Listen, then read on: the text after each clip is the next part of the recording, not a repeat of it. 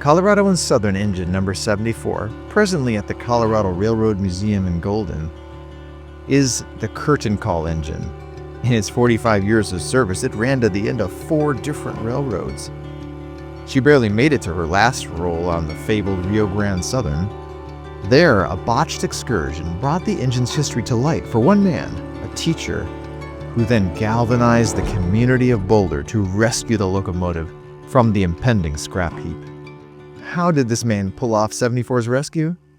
This, plus the story of the engine's move and its survival of a vandal's homemade bomb, can all be found in Colorado and Southern Narrow Gauge Revival.